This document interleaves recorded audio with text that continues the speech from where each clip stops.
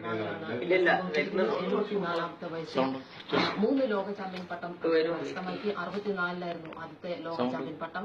പിന്നീട് 2 തവണ കൂടി ആ നേട്ടം കൈവരിച്ചു.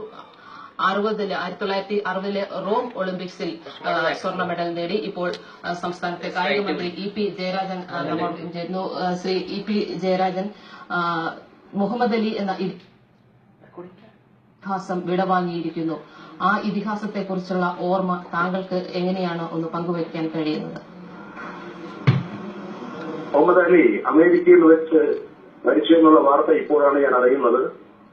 കേരളത്തിലെ കായിക രംഗത്ത് ഒരു പ്രഗത്ഭനായിരുന്ന വ്യക്തിത്വമായിരുന്നു അദ്ദേഹം.